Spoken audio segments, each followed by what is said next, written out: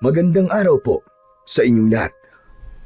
Ang kwento natin sa araw na ito ay tungkol sa Baryo Maligaya. Dating payapa at puno ng kasiyahan, ngunit biglang nayanig ang katahimikan nang bumalik ang isang estrangherong matagal nang kinatatakutan ng mga tao. Yun ay walang iba kundi si Mang Archie. Ang lalaking ito ay may matikas na pangangatawan, halatang malakas at may otoridad ang bawat kilos. Ngunit sa kabila ng magandang katangian nito, meron siyang kapansanan. Bulag ang kanyang isang mata, at dahil sa kapansanan ito, naging kaaway siya ng mga taga-baryo. Kaaway na kanilang kinatatakutan kahit ilang taon na ang lumipas. Dahil sa kanyang muling pagpapakita, muling nabuhay ang takot sa puso ng bawat isa. Ngunit bakit nga ba siya labis na kinatatakutan? Ito ay sapagkat hindi nila nakalimutan ang unang pagkakataon na siya ay napadpad sa baryong yun. Noon pagdating niya, naging sunod-sunod ang naging kamalasan ng mga tao. Natatagpo ang patay ang mga alaga nilang hayop na parang sinipsip ang dugo. May ilang kababaryo silang nagkakasakit ng walang dahilan, at may mga balita ring sinasaniban ng aswang. Lahat ng ito ikinabit nila sa kanyang pangalan. Kaya't para sa mga taga-baryo, si Mang Archie ay hindi lang basta isang estranghero, kundi isang sumpa. At dahil na rin sa kanyang bulag na mata, naalala nilang muntik na nilang mahuli ang aswang at nasugatan nila ito sa mata. Kaya naman, nang makita nilang may sugat at nabulag ang mata ni Archie, mabilis siyang napagbintangan. Aswang daw ang estranghero, masama, mapanganib, at dapat nakatakutan. Pero totoo nga kaya ang bintang nilang yun sa lalaki, o biktima lamang ito ng maling panghusga ng mga tao? Sino nga ba talaga si Mang Archie? Kaaway ba siya o siya mismo ang magiging kakampi nila laban sa totoong mga halimaw? Sino ba talaga ang dapat nilang pagkatiwalaan? Tara, samahan niyo po ko sa isa na namang kwento ng kababalaghan. Isang kwento ng pagkakaisa laban sa nilalang na muling nagbabanta. Ito ang kasaysayan ng Baryo Maligaya at ng estranghero na si Mang Archie, na kanilang labis na kinatatakutan at kinamumuhian.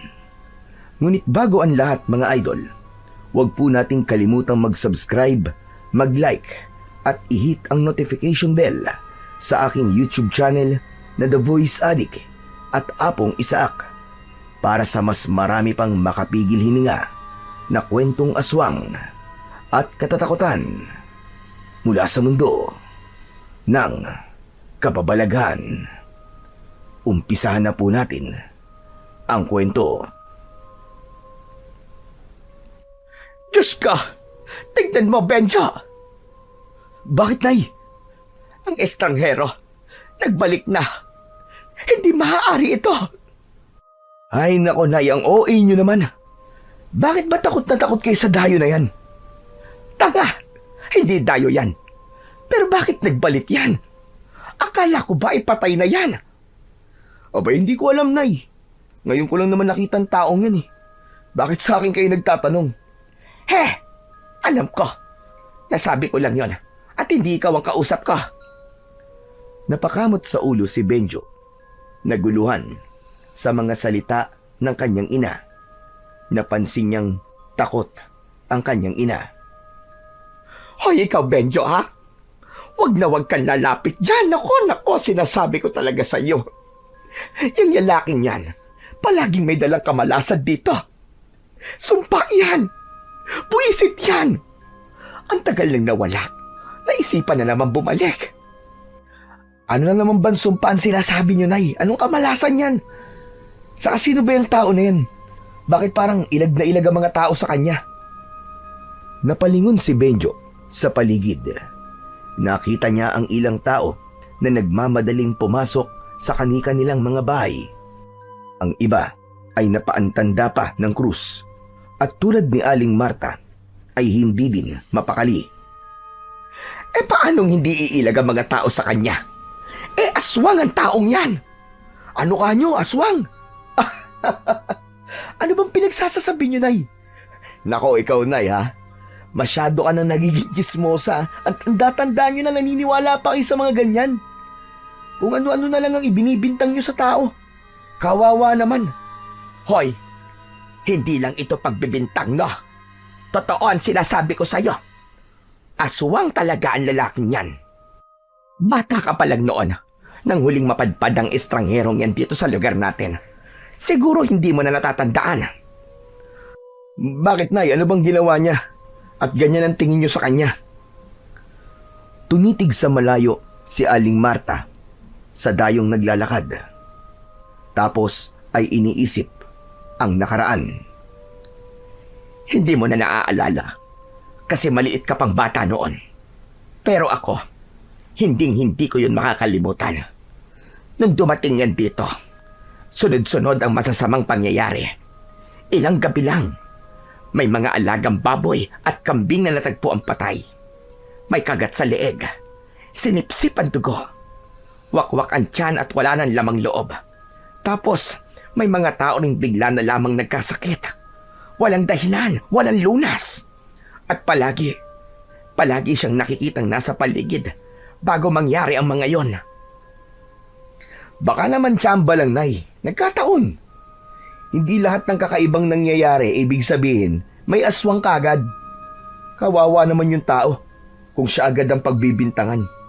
Paano, Nay, kung halimbawa inosente siya? Napataas ang kilay ni Aling Marta. Halatang naiinis sa pagsaway ng kanyang anak. Malahimik ka nga dyan. Puro ka na lamang kontra. Anong tsamba ang sinasabi mo? Sige nga, sabihin mo, kung tsamba bang makita siya ng mga tao na palakad-lakad sa bukirin at kakahuyan tuwing 10 oras ng gabi? Sige nga. Sino bang matinong tao ang nag-iikot ng ganong oras? Sige nga, sabihin mo nga sa akin. Hindi nakasagot si Benjo. Tahimik siyang napatingin sa direksyon ng lalaki na patuloy na naglalakad ng tuwid at walang imik. Nay, kung totoo po yung sinasabi nyo, bakit naman kaya siya bumalik dito? Meron ba siyang babalikan? At yan ang kinatatakutan ko, Benjo. Baka kaya bumalik yan dito ay para maghiganti sa mga tao. Naku po, wag naman sana tayong madamay. Lumapit ang mga kumare ni Aling Marta at nakisali sa usapan. Lahat sila naiinis na muling bumalik ang estranghero at nagsimula na silang magkwentuhan ng tungkol sa nakaraan.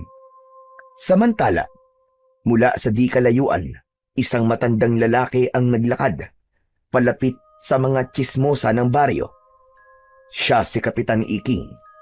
Narinig niya ang usapan ng mga ito at mariing nagsabi ng kanyang panig.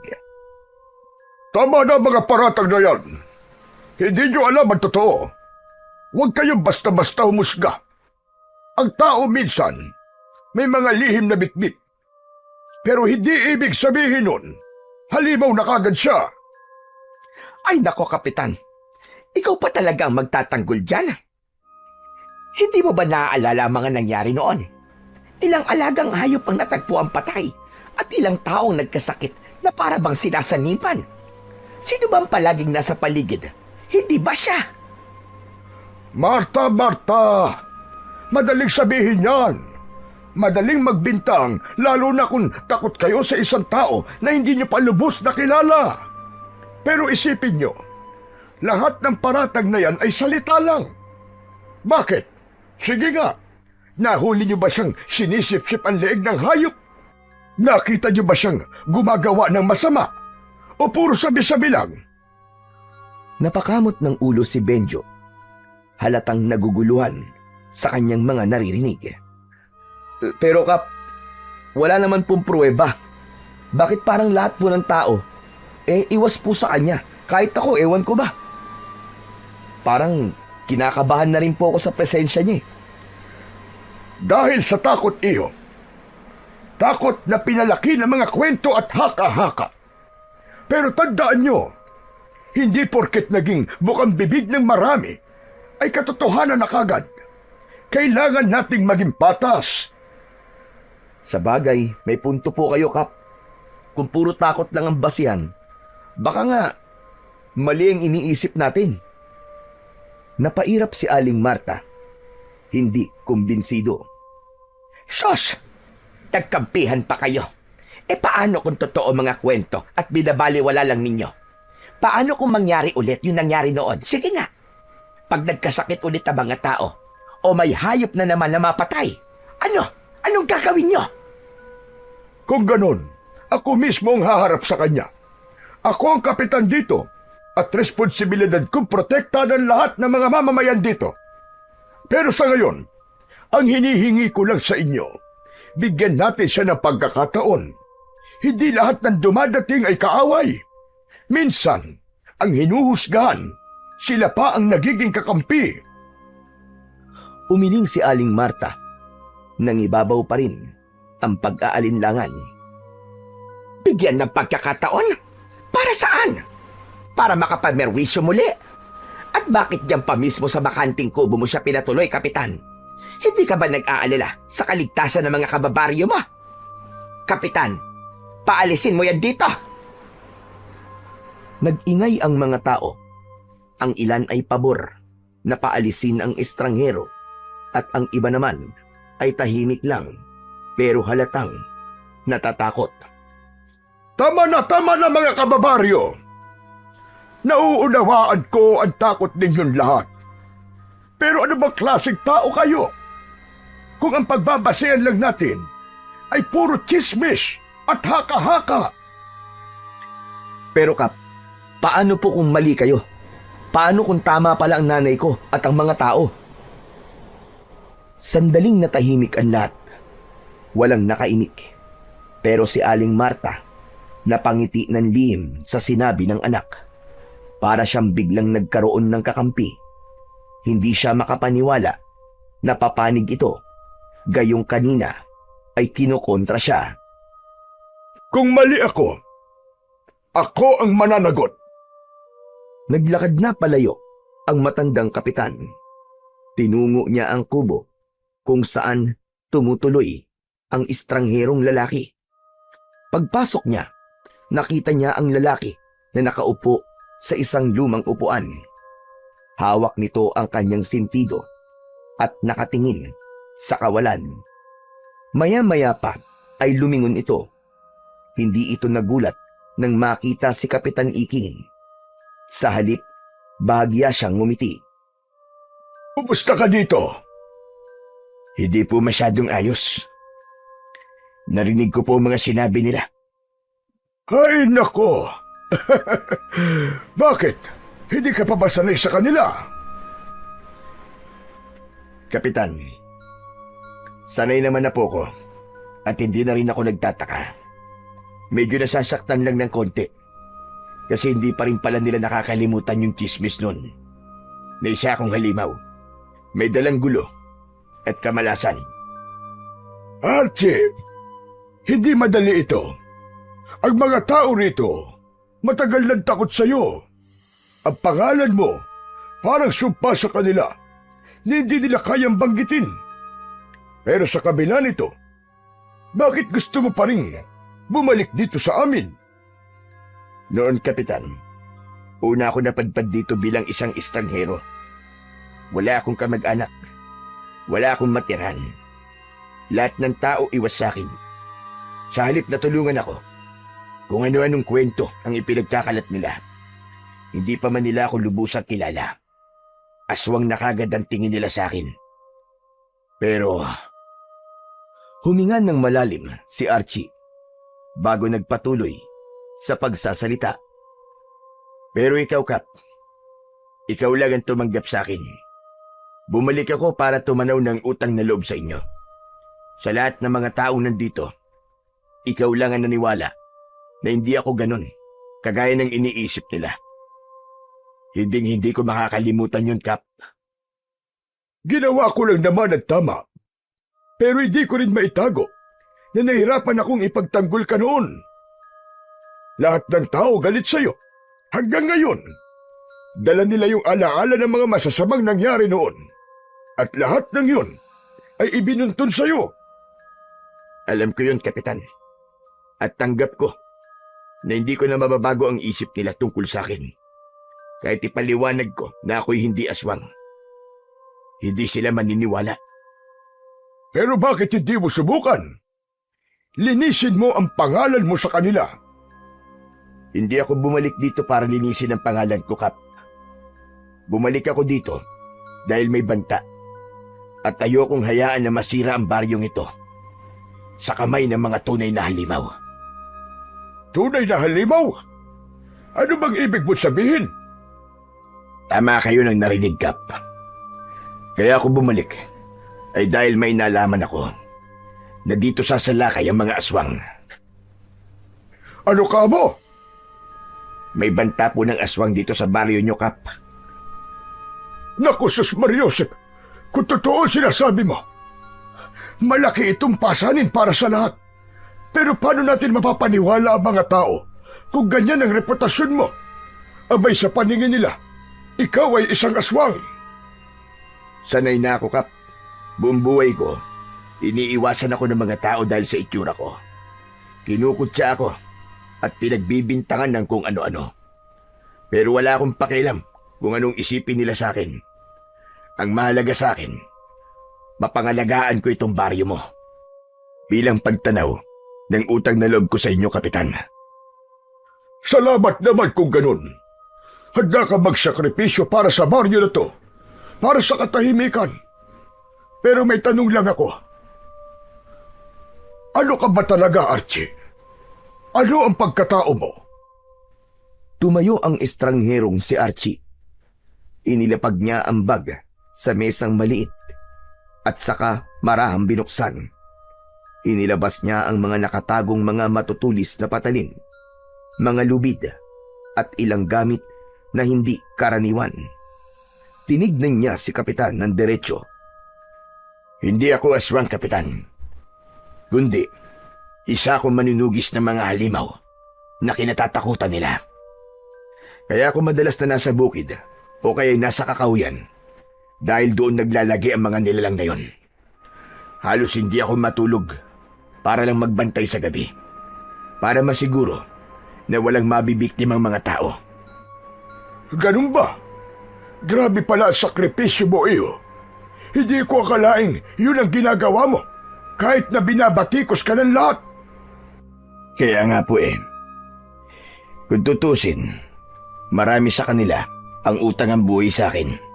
Pero kahit kailan, ay hindi ko yun ipinagmalaki o naningil man lang sa kanila. Nanahimik ako. At nang matapos ang problema dito nun, umalis ako. At ngayon bumalik ako. Dahil may nakapagsabi sa akin na bumalik na nga sa baryo ang mga aswang. Kung ganun, hindi pa natatapos ang laban. Hindi, Kap. At baka nga, ngayon pa mas mapanganib. Kung ganun, paano kita matutulungan? Tulungan mo lang ako na hindi ako pakialaman ng mga tao dito. Ayos lang na pag-isipan nila ako ng masama. Basta't wag lang nila akong guguluhin. Mukhang mahihirapan tayo dun, ha? Hindi madali ang gusto mo. Alam mo naman ang mga tao dito. Nako, pag nagkaroon ng chismis o isang insidente na may kinalaman sa mga aswang, tiyak na ikaw na naman ang pagbibintangan. Abay baka pati ako pag-isipan pa rin nila ng masama at sabing kumakampi ako sa isang aswang. Hindi ko po hinihingi na ipagtanggol niyo ako, Kap. Ang hinihingi ko lang ay katahimikan. Hayaan niyo lang po sila magsalita na magsalita ng kung ano-ano tungkol sa akin. Ayos lang ho yun. Dahil kapag dumating ang oras na sumalakay ang mga tunay na halimaw, Doon nila makikita kung sino talaga ako. Bakit hihintayin mo pa yun? Pwede naman natin sabihin na sa kanila ang totoo, hindi ba? Baka pwede pa silang makatulong kung sakali. Hindi, Kap. Hindi ko pwedeng sabihin sa kanilang totoo. Kapag ginawa ko yun, baka lalo lang silang matakot. At kung matakot sila, mas mabilis silang magiging biktima. Pero Archie, kaya mo ba ito ng mag-isa? Oo, Kap. Sanay na ako mag-isa. Matagal na. At alam ko kung paano sila kalabanin. Ang mga tao dito, hindi sila handa sa panganib. At kahit ituro ko pa ang lahat ng alam ko sa kanila, baka hindi nila kayanin. Mas mabuti pang ako na lang ang humarap at makipaglaban. Sandaling natahimik si Kapitan Iking. Kita sa kanyang muka ang pag-aalala, pero nandoon din ang respeto sa desisyon ni Archie. O sige, kung ayaw mong ipaalam sa mga tao ito, hayaan mong tulungan kita, Archie. Kung totoo ang banta, lalaban tayo. Salamat, Kap. Pero hindi ko inihingi na ipagsapalaran mo ang sarili mo para sa laban na to. Isa pa, ikaw ang pinuno dito. Kapag ikaw ang nadamay, mas malaking gulong mangyayari. Hindi ba, Ari? Baryo ko ito, kaya kailangan meron din akong gawin. Kailangan mapanatili ko itong ligtas dahil responsibilidad ko ang kaligtasan ng lahat ng taong nakatira dito. Kaya hayaan mo na ako na makatulong. Mas mabuti na sumama ako sa'yo para may kasama kang lalaban. Pero malulupit masyado mga aswang, Kap. Papatulan ho kayo ng mga yon. Kahit matanda na kayo. Wala silang patawad. Lahat sasaktan nila. Bata, babae, kahit pa matatanda. Alam ko yon. At dahil doon, mas lalo ko naninindigan na hindi ka dapat na mag-isa. Hayaan mong gawin ko ang aking trabaho, ang ipagtanggol ang mga tao na nakatira dito. Kaya ko pa. Maniwala ka sa akin. Matigas din pala ang ulo nyo, Kap. Pareho lang tayo, Archie. Teka, may hapunan ka ba mamaya? Wala pa po. Pero mamaya ipupunta na lang po muna ako sa turo-turo para dun kumain. Aba, wag na. Kaya ko lang naman itinanong ay dahil balak ko talagang magpaluto ng tinolang native na manok mamayang hapunan. Huwag ka nang pumunta sa turo-turo. Dadala na lang kita dito na makakain mo. Naku nakakahiya naman ho, Kapitan. Libre nyo na nga akong patitiran dito sa kubo nyo eh. Ililibre nyo pa ho ko ng pagkain. Ay naku, wag mong intindihin yun. Espesyal ka sa bisita, Archie. Ikaw ang aming bayani dito sa baryo. Kaya dapat lang nabusugin kita. Eh kung ganun ho eh, ngayon palang nagpapasalamat na ho ko. Wala yun. Siya nga pala mamaya. Pagkatapos ng hapunan, baka gusto mong samahan ako. May lambanog ako sa bahay. Dadaling ko dito mamaya. Kumbaga pampainit lang ng katawan bago matulog. Lambanog ho? Abay, hindi ko ho tatanggihan yan, Kapitan. O ayos! Mamaya, pwede nating ituloy ang usapan. Pwede tayo magplano kung ano ang dapat natin gawin at kung paano natin mapipigilan ang banta ng mga aswang. Sige po, Kap. O siya, iiwan na muna kita at ipapahuli ko muna yung manok na lulutuin ko. Tapos ay magpapahanda ko ng masarap na pulutan nating dalawa. O siya, sige na, magpahinga ka na muna. At siguradong pagod ka sa biyahe. Matulog ka. Ipinaayos ko na kanina ang tulugan mo. Kumpleto na yun ang gamit. May unan, may kumot at kulambo na. Wala ka ng ibang aalalahanin. Bukas, papahiramin na lang kita ng mga kaldero at kasirola para may magamit kang lutuan. O sige, aalis na ako. Maraming salamat, Kapitan. Pagkaalis ng kapitan, nag-ayos na muna si Archie sa loob ng kubo. Nang matapos, ay nahiga siya sa banig at nagpahinga. Ngunit paglingon niya, nakita niya ang sarili sa salamin. Napahawak siya sa kanyang isang mata. bulag, nakatakip ng itim na tela na parang sa isang pirata. Napabuntong hininga ang lalaki. Bigla niyang naalala ang nakaraan. 20 taong gulang pa lang siya noon nang unang tumungtong sa baryo. Ito yung panahon na hindi pa bulag ang isa niyang mata. Maayos noong una ang pagtanggap sa kanya ng mga tao, pero nag-iba yun nang magsimulang kumalat ang tsismis tungkol sa sunod-sunod na pagkamatay at pagkawala ng mga hayop sa lugar na yon. Siya ang pinagbintangan ng mga tao, ngunit lingid sa kaalaman nila. Kaya siya nakikita ng madalas sa bukid tuwing 10 oras ng gabi ay dahil tahimik niyang binabantayan ang buong baryo laban sa aswang. Siya ang nakipaglaban upang hindi mamugad ang mga aswang sa gubat. Plano ng mga aswang noon na gawing aswang ang mga tao sa lugar ngayon para magpalakas ng kanilang puwersa, at natuklasan ito ni Archie. Nang gabing yon, sakto naman na rumuronda siyang mag-isa sa bukirin. Nakita niyang may hinahabol na isang nilalang ang mga tao.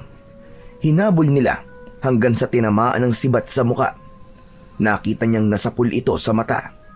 Nagtago ang binata. Tapos ay tahimik niyang sinundan ang mga tao na hinahabol pa rin ang sugatang aswang. Subalit makaraan ang ilang sandali, ang aswang ay nakatakas.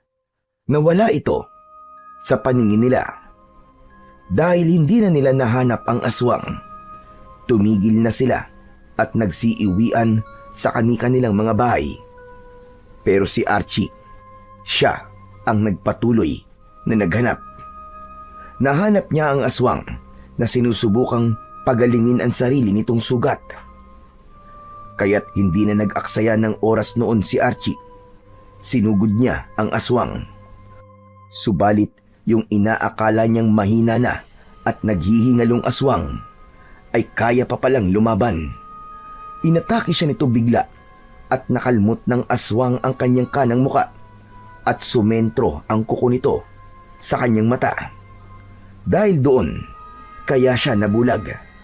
Bilang ganti, sinaksak niya ang aswang ng isang sagradong punyal hanggang sa mamatay ang aswang. Kinabukasan, nang makita ng mga tao ang sugat ni Archie sa mata, agad nila itong iniugnay sa natamong sugat ng aswang. Dahil dito, mabilis siyang nausgahan ng lahat. Para sa kanila, ang pagkabulag niya ay patunay na siya mismo ang nilalang na kanilang kinatatakutan. Doon nagsimula ang takot ng mga tao sa kanya. Hindi dahil sa may napatunayang may kasalanan siya, kundi dahil sa sugat na iniwan ng laban na yon. Hanggang ngayon, dala-dala niya ang bigat ng maling akala. Si Archie ay hindi isang halimaw, kundi mula siya sa pamilya ng mga antingero. Bata pa lamang siya nang masaksihan ang pinakamadilim na gabi ng kanyang buhay. Ang gabing pinaslang ng mga aswang ang kanyang ama at mga kapatid. Bagamat may anting-anting ang kanyang ama noon, hindi nito nakayanang ipagtanggol ang sarili, lalo pa at ginamit ng mga aswang ang mga anak bilang panangga laban sa kanyang kapangyarihan. Isa-isang pinaslang ang kanyang mga kapatid, at dahil sa matinding konsensya at panghihinayang, nawala ng lakas ng loob ang kanilang ama. Pinili nitong mamatay kaysa mabuhay na dala ang bigat ng pagkatalo at ang katotohanang hindi niya naipagtanggol ang sariling mga anak. Si Archie lang ang nakaligtas. Galing siya noon sa gala at habang papalapit sa kanilang bahay, nakita niya mismo ang maraming aswang na nagmamadaling lumabas at mabilis na naglao sa dilim. Doon niya nadatnan ang karumal-dumal na sinapit ng kanyang buong pamilya. Mula noon, isinumpa ni Archie na ilalaan niya ang buong buhay sa pagpuksa sa mga aswang. Ilang sandali pa ay dumating na si Kapitan. May bitbit itong ilang baunan at isang galon ng lambanog. Agad niya itong ipinasok sa loob ng kubo. Halika na, Archie! Kumain na tayo! Siguradong masarap itong tinola. Huwag kang mahihiya, ha? At pagkatapos nito, sisimulan na natin ang ating pag-inom. Agad na inilapag ng matandang kapitan ang mga baunan sa mesa at binuksan isa-isa. Kumalat sa buong kubo ang mabangong amoy ng tinola. Umuusok ito. May konting ginataang gulay din, pritong tilapia at mainit-init na kanin. Bakap, napakabango naman ang mga dala mo. Ngayon pa lang parang nagugutom na ako Abay, syempre, masarap magluto ang kasama ko sa bahay. Saka hindi pwedeng simpleng pagkain lang ang ihahain ko sa'yo. Dapat espesyal ang lahat. Oh, heto ang tinola. Tikman mo. Malambot ang karne at malasang malasa talaga. Kaagad nang naupo si Archie at hinarap ang pagkain. Agad siyang kumuha ng sabaw at nalasahan ng init at linamnam nito. Napahinto siya sandali at napangiti. Bakap, totoo nga, masarap Malasa ang sabaw, saka tamang-tama ang timpla ng luya at malunggay. Namiss ko ito, Kap. Salamat naman at nagustuhan mo. Pero alam mo ba kung anong sikreto ng putahing yan? Ano ho, Kap? Bukod sa sariwa ang karne, sariling talim din ang luya at malunggay. Ganon din ang papaya na sahog niyang tinola. Kaya iba talaga ang lasa niyan kumpara sa ibang luto. Lahat sariwa, walang kemikal. Ayos po yun Maganda sa katawan ng ganitong pagkain. Pampalakas. Tama ka. O sige na, kumain ka lang Magpakabusog tayong dalawa. Habang kumakain, nagpatuloy sila sa masayang usapan tungkol sa kanilang kinakain. Napaisip si Archie habang sinusubo ang tinola. Hindi lang dahil sa sariwang sahog at gulay, kaya masarap ang lasa nito. Ang tunay na dahilan ay ang pakiramdam ng pagtanggap at pagpapahalaga. Para kay Archie, yun ang unang pagkakataon matapos ang matagal na panahon na may taong nagmalasakit sa kanya. Pagkatapos kumain, nagsimula na silang uminom. Alam mo, iyo, kung ako lang ang masusunod, gusto ko matigil na ang chismis tungkol sa iyo Pero alam mo naman ang mga tao dito, di ba? Huwag na po kayong mag-alala, Kap. Ayos lang po yun. Tulad ng sinabi ko, naiintindihan ko naman sila.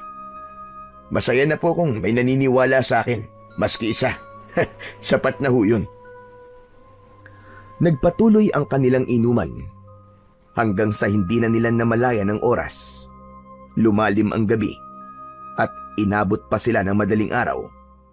Habang tumatagal, lalo pang naging masaya ang kanilang kwentuhan. Nagbahagi sila ng kani-kanilang karanasan sa buhay. Masaya sila at panay ang tawanan, tapos biglang malulungkot. Paiba-iba sila ng emosyon.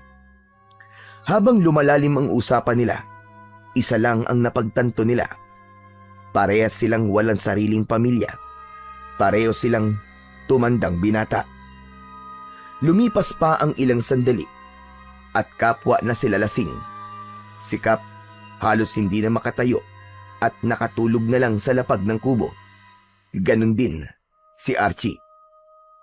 Kinabukasan, nagising si Archie nang makarinig ng kaguluhan sa labas. May mga tao sa bakuran ng kubo. Paglabas niya, nakita niya si Aling Marta na siyang nangunguna sa gulo. Sigaw ito ng sigaw at galit na galit. Sa hindi niya malamang dahilan, halos lahat ng mga kapitbahay ay naroon. Ikaw na hayop ka! Ang kapal ng mukha mo magpakita pa dito sa harap namin! Malas ka talaga dito! Malas! Salot! Teka. Ano bang nangyayari? Bakit to galit na galit kayo? Aba, at talagang nagmaang-maangang kapang hayop ka. Ang kapal talaga ng mukha mo.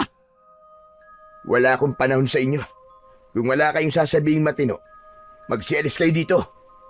Ang kapal ng mukha mo. Matapos mong patayin ng mga alaga kong baboy, ipagtatabuyan mo kami. Alam mo bang 2 araw na lang ay maaari ng mga baboy ko? Ilang buwan kong inalagaan tapos papatayin mo lang. Wala kang awa, animal ka. Umalis na ho kayo dito. Hindi ako pumatay sa baboy mo. Talaga ba? Tatanggi mo pa ha? Hoy! Walang ibang gagawa nun kundi ikaw. Alam namin kung ano ka. Aswang ka! Huwag mong ipagkaila. Yung 2 baboy ko na pinatay at nilapa mo. Pambayad ko sana yun sa mga utang ko. Inaasahan ko na sana makakaahon kami kahit paano. Pero anong ginawa mo? Nilaman mo lang na parang wala lang. Umiyak si Aling Marta, pero ang galit ay nangingibabaw sa kanyang boses. Hindi ka ba tinatablan ng konsensya mo? Kung gutom ka, pwede ka naman mag-alaga ng sarili mong hayop. Pwede kang kumain hanggang magsawa ka. Wala kaming pakialam. Pero bakit pati pag-aari ng iba, pinakikialaman mo? Wala kang awa, hayop ka. Hayop na walang puso. Demonyo ka. Salot! Hindi ko alam kung anong sinasabi mo. Umalis kayong lahat dito. Lumapit si Aling Marta kay Archie at hindi nagpatalo sa titigan. Matatalim ang kanyang mga mata, puno ng galit at paninisi. Ikaw na salot ka. Hindi ka na dapat pabumalik dito. Simula nang tumungtong ka sa baryong ito, ikaw na ang dahilan kung bakit takot ang mga tao sa tuwing sasapit ang dilim. Hindi makatulog ang mga bata dahil sa alulong ng mga aso at ingay ng mga hayop sa paligid. Pati kabuhayan namin pinapatay mo. Wala kang silbi dito. Isa ka lang walang kwentang estranghero na nagpapanggap. Kaya umalis ka na habang maaga pa. Dahil kung hindi, kami mismo maniningil sa lahat ng gulo at malas na dala mo. Tama na. Sobra ka na. Wala akong ginagawang masama sa inyo. Kung may namatay mang hayop sa bakuran mo, hindi ako may gawa nun. Napabuntong hininga ang lalaki. Pinipigilan niya ang sarili na magalit. Manahimik ka na. Wala akong kasalanan. Malinis ang konsensya ko. Manahimik ka. Nagmamalinis ka pang aswang ka. Salot! Aswang! Umalis ka dito. Umalis ka sa baryo namin. Maya-maya pa, habang umiinit lalo ang tensyon, biglang dumating ang binatang si Benjo at naabutan ang kanyang ina na gumagawa ng eksena sa harap ng kubo ng estranghero. Agad niyang hinawakan ng ina at marahang hinila papalayo. Nay, tama na yan, Nay. Nakakayang ginagawa niyo, tara na po. Umuwi na tayo. Huwag kayong gumawa ng gulo dito. Ano ka ba? Kakampihan mo tong estranghero na to kaysa sa sarili mong ina. Anak naman, kinain niya ang 2 baboy natin. Tama na, Nay. Huwag kayong magsalita ng ganyan. Wala ho kayong patunay na siyang may gawa nun. Hindi niyo naman nakita eh. Walang nakakita. Benjo, huwag kang makialam dito ha. Pero, Nay, pabayaan mo ako. Hindi ko uurungan ng aswag na yan. Malas yan, salot! Lumayas ka ditong salot ka. Demonyo ka! Walang may gusto na nandito ka! Dahil sa sunod-sunod na masasakit na salitang narinig, ay napilitan na si Archie na ipagtanggol ang kanyang sarili. Makinig kayo. Wala akong kinalaman sa mga ibinibintang nyo. Ang inulam ko kagabi, tinola, at hindi baboy. At saka nag-inuman kami ni Kapitan kagabi. Kaya imposibleng ako kumain ng baboy mo. Eh sino? Sige nga. Sino? Sabihin mo sa akin kung sino. Hindi ko alam. Pero kung sakali mga aswang ako, hindi ako dito mambibiktima. Lalo na't alam ko na na pinagbibintangan niyo ako. Tanga lang ang gagawa nun. Tama ba ako o mali? Natahimik ng sandali si Aling Marta. Ganon din ang mga tao na nagsimulang magtinginan sa isa't isa. Magaling ka lang magpalusot. Pero tong sinasabi namin sa'yo, humanda ka kapag may nangyari pang ganito. Dahil kung hindi, mapipilitan kaming gumawa ng anumang paraan para mapalayas ka na dito ng tuluyan. Nay, ano ba? Tama na sabi. Huwag nyo nang palalain ang sitwasyon. Hindi na maganda yung mga sinasabi nyo eh. Abang nagtatalo pa ang mag-ina, tumalikod na si Mang Archie at papasok na sana sa loob ng kanyang kubo. Ngunit bigla siyang natigilan nang maramdaman niya ang malakas na pagtama ng bato sa kanyang likod. Napahinto siya at marahang hinaplos ang bahagi kung saan tumama ang bato. Dahan-dahan siyang lumingon. Tinignan niya ng masama ang mga tao. Tatalikod ka talaga! Hoy! Kahit ikaw pa ang pinakamabangis na aswag dito, hindi kita uurungan! Hindi ako natatakot sa'yo! Gusto mo maglaban tayo ngayon eh! Ipakita mo ang tunay mong anyo! Muling napako ang mata ng lahat kay Mang Archie. Hinintay kung ano ang gagawin niya, kung siya ba ay lalaban o magpapasensya. Habang patuloy na nag-iingay ang mga tao sa labas ng kubo, lumabas mula sa loob si Kapitan Iking. Hawak nito ang ulo na mabigat dahil sa labis na kalasingan kagabi. Ano na naman ba ito? Anong kaguluhan to? Kaya aga-aga nag-iingay kayo. Ayan, Kapitan. Namatay ang 2 baboy ko kagabi. Manganganak na mga yun eh. Sayang na sayang. Ayaw niyo naman kasing maniwala sa akin eh. Aswang ang lalaking yan at sigurado ako na siya na naman ang may kagagawan nun. Nako, kayo talaga. Bakit ba ang hilig niyo sa mga ganyan? Palagi na lamang kayong nagbibintang kahit wala naman kayong ebidensya. Paano niyong masasabi na si Archie ang may kagagawan nun? Magkasama kaming 2 kagabi hanggang ngayong umaga. Napasobra nga ang inom namin eh. Ano? Magkasama kayo na magdamag? Oo, medyo napasarap ang kwentuhan namin. Kaya inabot kami ng halos madaling araw. Kaya imposible na siyang may gawa ng sinabi niyo. Kung may nangyari mang masama sa mga baboy mo, hindi siya ang may kagagawan nun. Hindi siya ang may kasalanan. Nagkatinginan ang mga tao sa paligid. May ilan na tila nahiya. May iba namang halatang hindi pa rin kumbinsido, pero napilitan na lamang na manahimik. Teka, totoo ba yung sinasabi mo, Kapitan? Baka naman, dinadaya mo lang kami. Aba, bakit naman ako mandadaya? Ano ba tingin niyo sa akin? Kapitan ako rito, Marta. Hindi ako magsisinungaling para lamang pagtakpan ang masama. Kung may kasalanan talaga si Archie, ako mismo ang unang kakastigo sa kanya. Pero sa pagkakataong ito, kayo nagkamali. Hindi siyang may gawa. Dahil sa sinabi ng kapitan, biglang natahimik ang lahat. Ang ilan sa mga tao ay napakamot na lamang sa ulo. Tila nahiya sa kanilang naging paratang sa estranghero. Isa-isa na rin silang nagsiuwi. Si Mang Archie naman ay tahimik lang na tumalikod. Hindi na siya umimik at dahan-dahan na lang na pumasok sa loob ng kubo.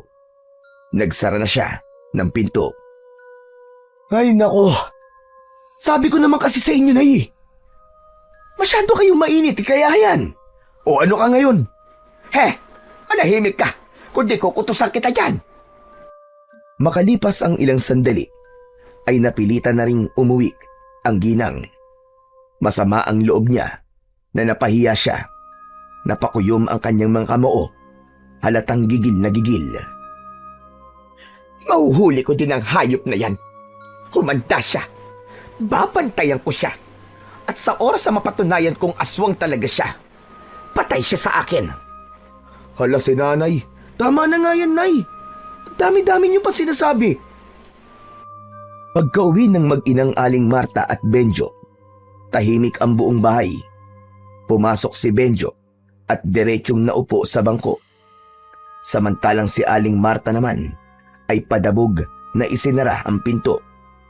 Halatang hindi pa rin humuhupa ang init ng ulo. Kung hindi ka lang sana nakialam kanina, anak, malamang napaalis na natin yung hayop na yun dito sa baryo eh. Ano bang naisip mo? At ipinagtatanggol mo pa siya? Napayuko si Benjo. Pinipigilan ang sarili na sumagot ng pabalang. Ilang saglit siyang natahimik bago nagsalita.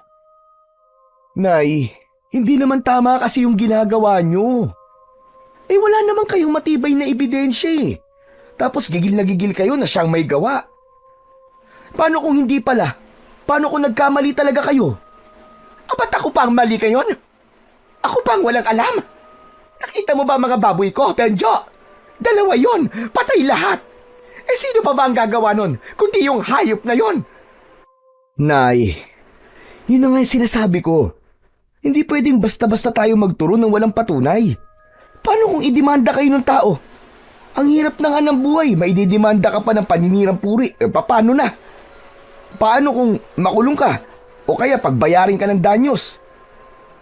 Ang kapal na lang ng mukha niya kapag ginawa niya yon. Ay nako. Anong hay nako sinasabi mo? Hoy Benjo, kung makabuntong hininga ka dyan ha? Akala mo hindi ako nanay mo ha? Parang mas kinakampihan mo pa yung estrangherong yun ha, kesa sa akin. Hindi agad nakasagot si Benjo. Umiling na lang siya. Sabay napakamot sa batok. Hindi naman sa ganun, Nay. Gusto ko lang itama yung nakikita kong mali. Kung may ebidensya, ako pa ang unang tatayo sa tabi nyo. Pero kung puro hinala lang, baka tayo mapahiya sa bandang huli. Namilog ang mga mata ni Aling Marta. Hindi makapaniwala sa narinig. Maya-maya pa, namuo ang luha sa kanyang mga mata. Ganun na lang ba kaliit ang tingin mo sa nanay mo, ha, Benjo? Na para bang wala akong alam. Na parang wala akong kwenta. Na ako pa ngayon yung nagsisinungaling. Ganun pa. Nataranta si Benjo. Tumayo siya at lumapit sa kanyang ina. Nay, hindi ko naman po sinasabi na wala po kayong alam.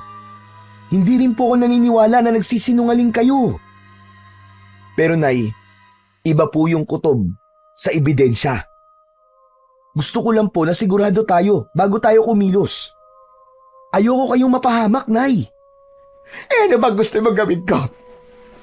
Tumingin na lang habang unti-unti tayo nilalamon ng malas na dala ng taong yan.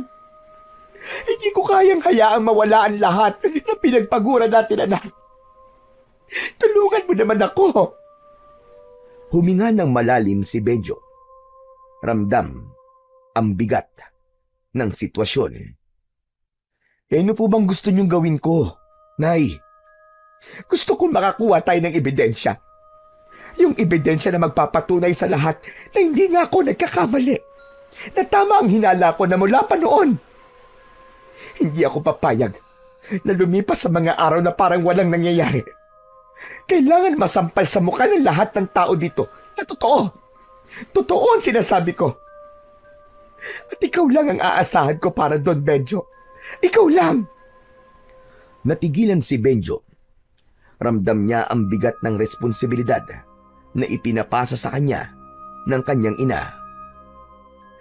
Nay, paano halimbawa kung wala tayong makitang ebidensya? Meron, anak. Sigurado ko meron. Hindi ako maaaring magkamali. Kailangan lang natin na maging matyaga. Obserbahan natin yung tao na yon. Sundan kung kinakailangan. Alamin kung ano mga ginagawa niya tuwing gabi. May lalabas at lalabas na katotohanan. Himik si Benjo. Nakatitig siya sa kanyang ina na puno ng determinasyon. Kita pa rin ang luha sa mga mata, pero mas nangingibabaw ang galit at paniniwala. Ilang sandali pa'y napabuntong hininga siya at tumango. Sige, Nay, kung yan po ang gusto niyo gagawin ko, tutulungan ko po kayo.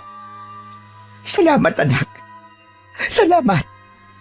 Alam kong maaasahan kita. Alam kong hindi mo ako pababayaan. Kailangan nating gawin ito.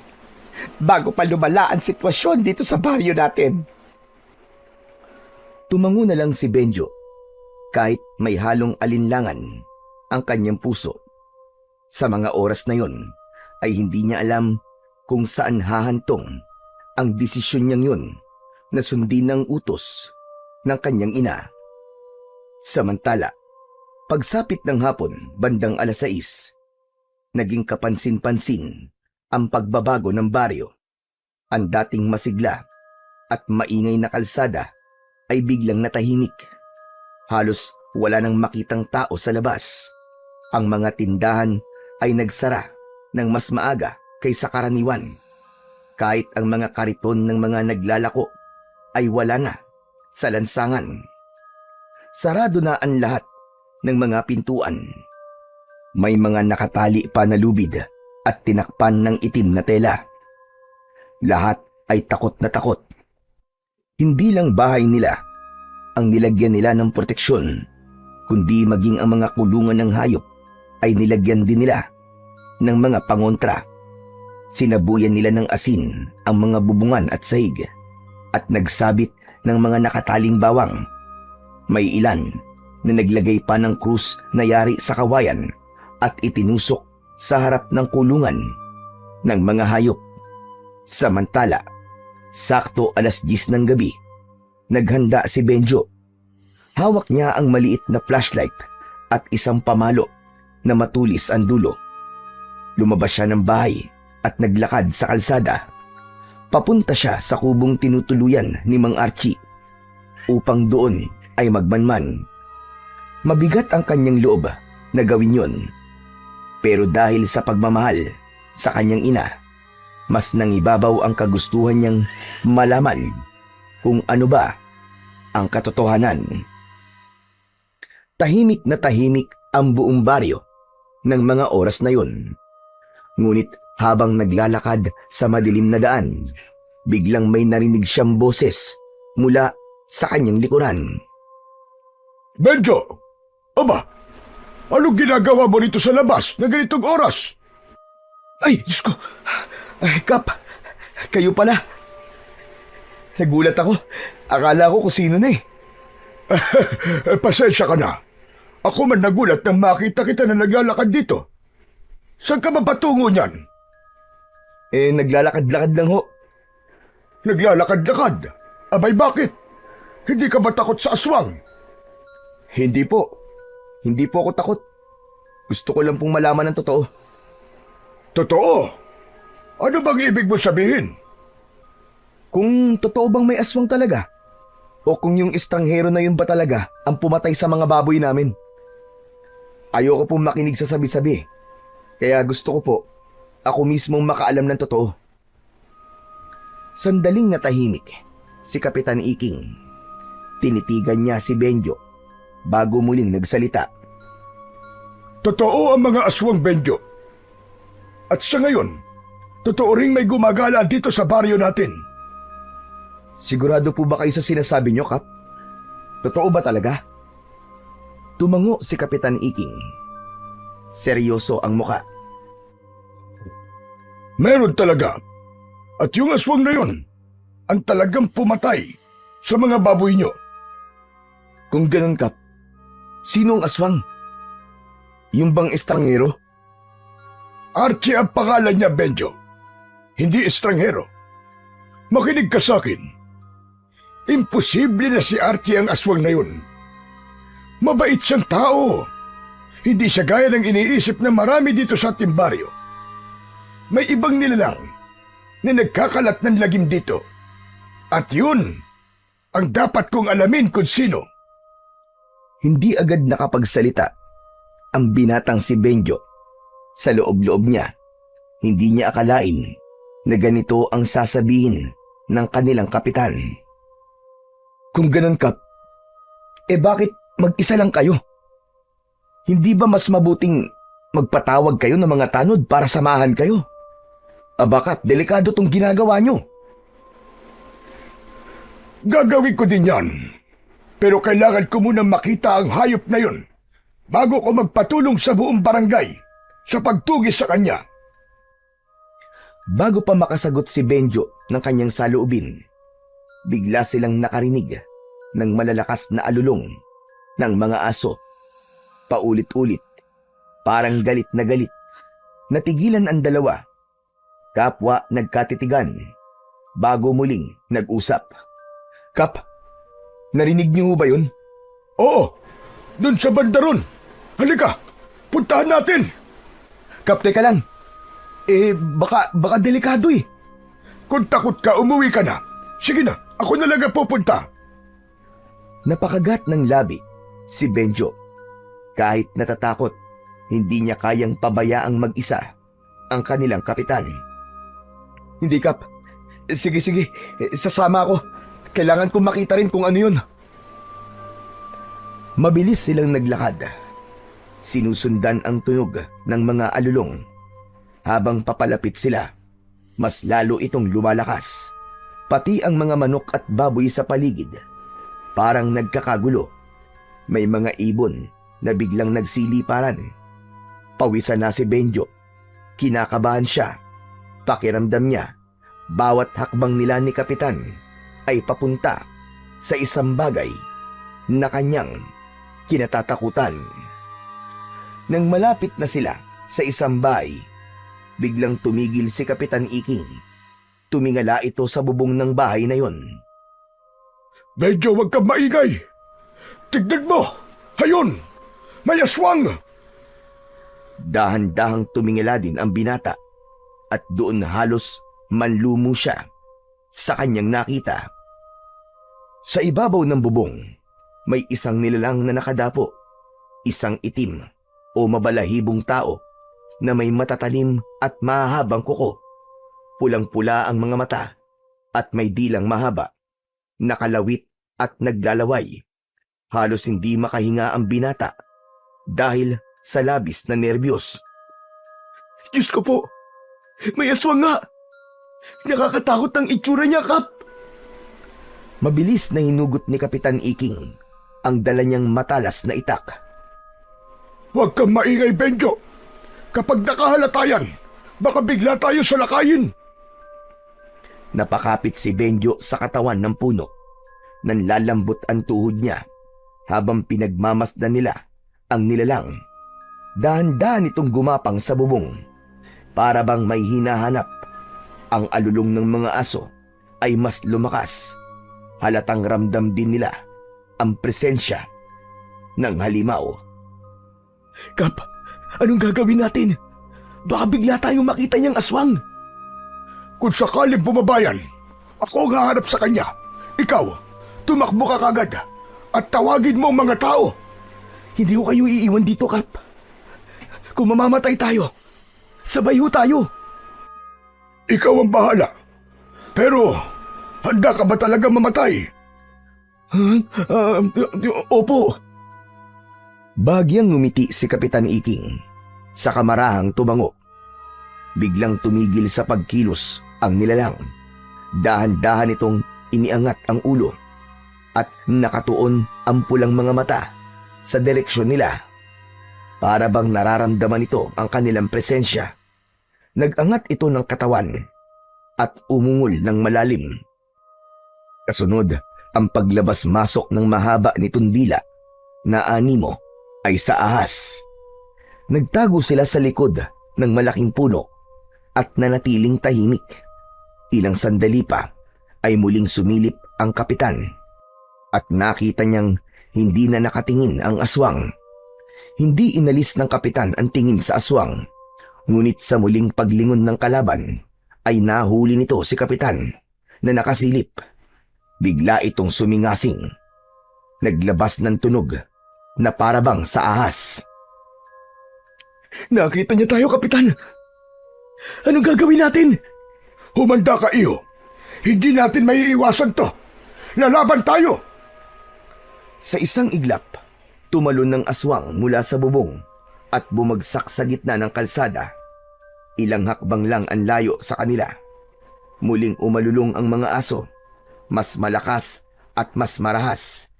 Nakangisi ang nilalang. Tila pinapakita ang matatalas nitong mga pangil na may bakas pa ng dugo. lalong dumikit ang binata sa kapitan. Halos manginig na sa labis na takot. Ngunit matapang si Kapitan Iking. Sa tindig nito ay hindi niya uurungan ang kalaban. Handa siyang makipagsabayan at makipaglaban dito. Walang hiya ka! Ginilo mo ang baryo kong hayop ka! Humanda ka! Hindi kita mapapatawad! Tatapusin na kita ngayon! Ngumisi lang ang aswang. Tapos ay bigla itong nagbago ng anyo. Naging isang mabangis na itim na aso at hindi nila inaasahan ang sunod nitong ginawa. Tumakbo ito palayo sa kanila. Tinungo ang madilim na kakahuyan ng mabilis. Kap! Tumakas siya! Oo, pero babalik ang hayop na yun. Hindi yan titigil hanggat hindi siya nakakapambiktima.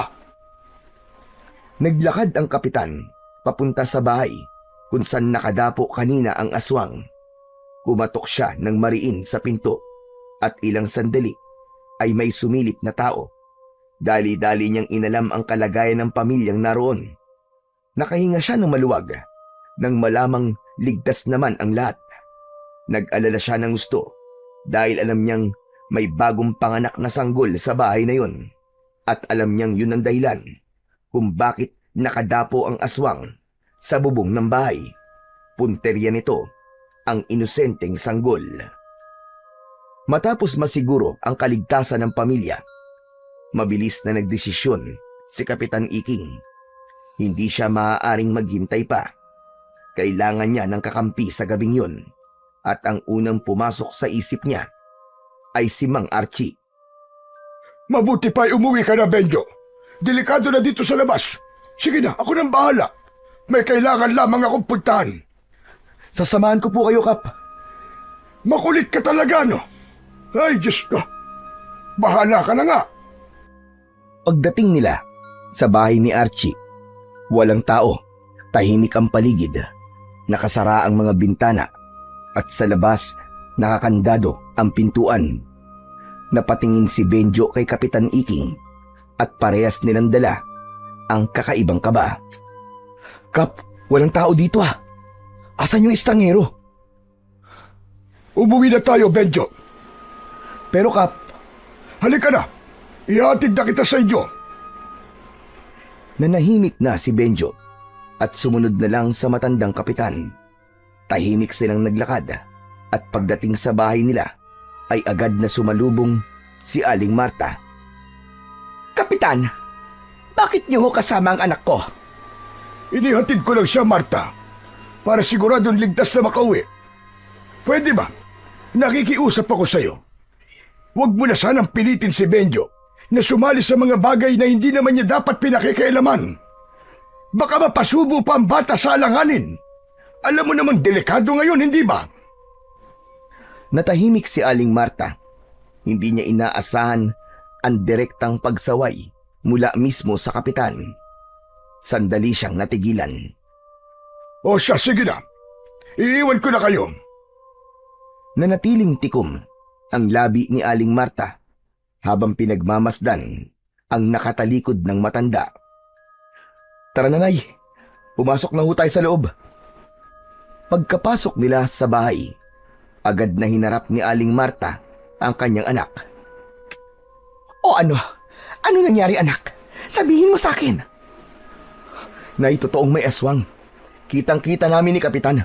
Nasa itaas ng bubong ni Nanang Ising.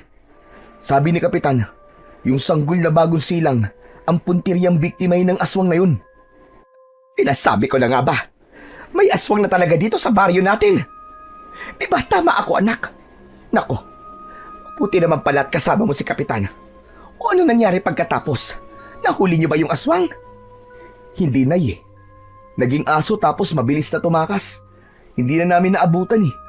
Kaya si Kap, agad namin pinuntahan si Mang Archie para humingi sana ng tulong kaso walang tao sa kubo niya eh. Sarado. Halos mapatalon si Aling Marta sa kanyang narinig. Panay ang kumpas nito ng kamay habang nagsasalita. Ayun na! Kita mo na, di ba? Tama ako! Aswang nga ang taong yun! Siya nga ang aswang! Teka lang po, Nay, teka lang. Wala naman po akong sinabing aswang si Mang Archie ah. Tigilan mo na nga ang pagtawag sa pangalan niya. Baka pati tayo ay malasin. At saka ano bang kailangan mong patunay? Sige nga. Hindi ba sapat na kung kailan kayo nakakita ng aswang, saka naman siya wala sa bahay niya? Isipin mo ha, habang ang lahat dito sa baryo ay takot na takot, siya lang ang may lakas ng loob na gumala sa gabi. Anak, estranghero ang lalaking yon. Wala tayong alam sa kanya. At sa tingin ko, siya talaga ang aswang. At mananagot siya sa lahat ng mga kasalanan niya.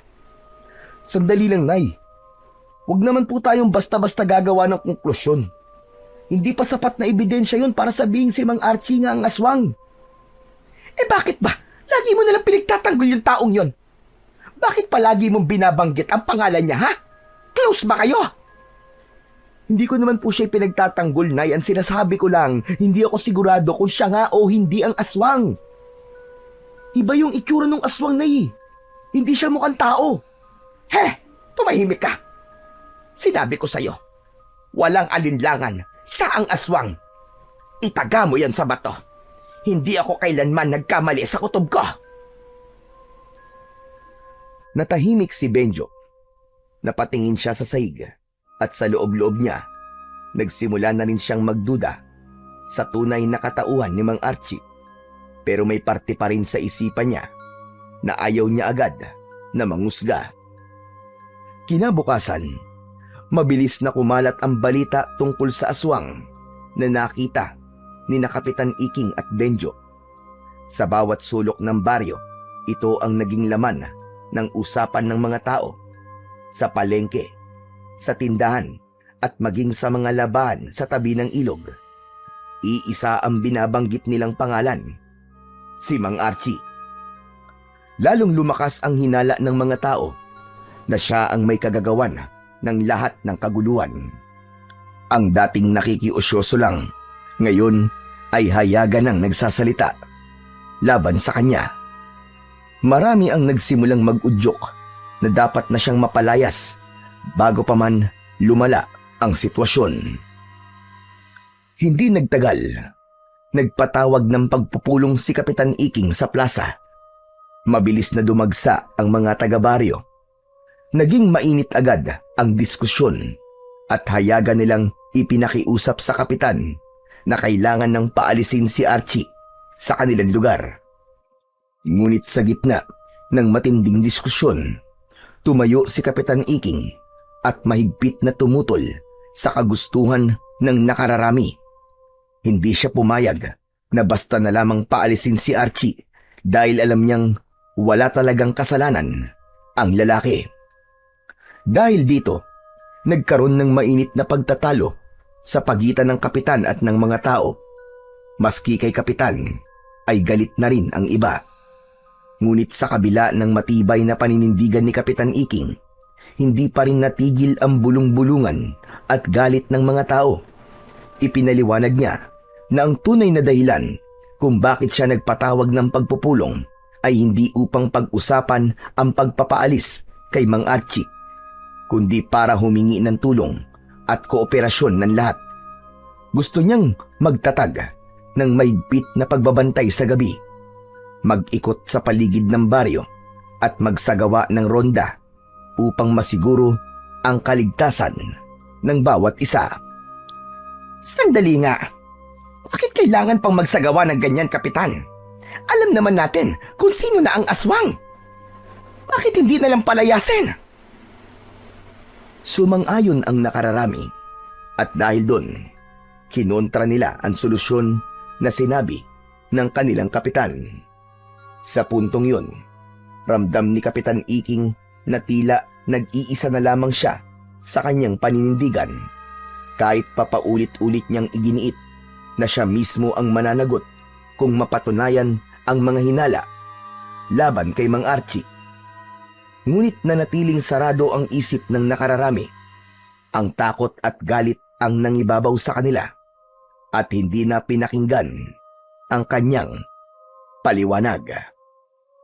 Natapos ang pagpupulong na walang napagkasunduan. Umalis ang mga tao sa plaza na galit habang si Kapitan naman ay nag-aalala sa maaaring kahihinatnan ng sitwasyon, lalo na kay Mang Archie na itinuring ng kaaway ng buong baryo. Samantala si Benjo ay hindi mapalagay. Sa isip niya, kailangan niyang malaman ang katotohanan. Gusto niyang patunayan kung totoo bang may kinalaman si Mang Archie sa mga aswang o kung napagbibintangan lamang ito. Kaya isang gabi, muli siyang nagmasid sa bahay ng lalaki. Tahimik siyang nagtago sa may likuran ng mga puno habang pinagmamasdan ang bawat kilos ni Mang Archie. Hindi nagtagal, may narinig siyang kakaibang iyak ng hayop mula sa gubat. Natigilan si Benjo.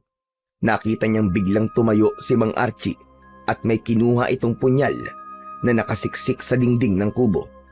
At saka inilabas mula sa kanyang leeg ang isang kwintas na may malaking medalyon. Kumislap ang medalyon sa ilalim ng sinag ng buwan. Dahan-dahang naglakad ang lalaki papunta sa gubat. Ito na yun. Malalaman ko na ang katotohanan. Aswang ka ba talaga o ano? Ano bang pakay mo dito sa baryo namin? Mabilis na sumunod si Benjo. Bagamat maingat at hindi gumawa ng anumang ingay, hindi siya nakaligtas sa matalas na pandinig ni Mang Archie. Sa biglang paglingon nito, nahuli siya ng lalaki. Hoy ikaw! Anong ginagawa mo rito, ha? Bakit mo ko sinusundan? Ha? Gusto kong malaman kung totoo bang ikaw nga ang aswang. Baliw ka ba? Kung aswang ako, kanina pa kita pinatay. At kung totoo ngang aswang ako, sa palagay mo ba, kailangan ko pa ang punyal na to? Sige na, umuwi ka na. Delikado rito sa gubat. Baka makasagabal ka lang sa misyon ko. Misyon? Anong misyon? Sabihin mo nga sa akin. Huhulihin ko at papatayin ng aswang na nagkalat dito sa baryo nyo. Ano? Mga aswang? Anong ibig mo sabihin? Hindi lang isa. Hindi lang dalawang aswang na narito. Isang grupo sila. Mga halimo na dapat mapuksa bago pa sila makapatay ng tao. Yun ang misyon ko. At yan ang rason kung bakit ako bumalik dito sa baryo. Napatitig si Benjo kay Mang Archie at sa unang pagkakataon ay naramdaman niyang nagsasabi ito ng totoo. Ngayong alam ko na, Mang Archie, gusto kong sumama sa'yo. Kasama mo ko na laban sa mga aswang na yan. Baliw ka nga talaga. Mana ka sa nanay mo. Umalis ka na nga. Laban ko to. Ayoko nang istorbo. Hindi, Mang Archie. Baryo namin to. Responsibilidad ko rin to. Hindi ako pwedeng manahimik. Hindi ako pwedeng walang gawin. Alam ko, may maitutulong ako. Anong magagawa mo? Isa ka lang ordinaryong binata. Bakit ikaw, Mang Archie? Ano ka ba? Isa akong antingero. Isang manunugis. Kaya kong harapin ang mga aswang. Matagal na akong manunugis ng mga halimaw na kagaya nila. Ikaw, wala kang alam. Hindi mo batid kung gaano sila kalakas at kadelikado. Basta, kahit ano sabihin mo, sasama ako. Tutulungan kita. Hindi pa natatapos ang kanilang pagtatalo ay bigla silang natigilan nang biglang may lumitaw sa itaas ng puno. Isang nilalang na may malaking pakpak na para bang sa paniki.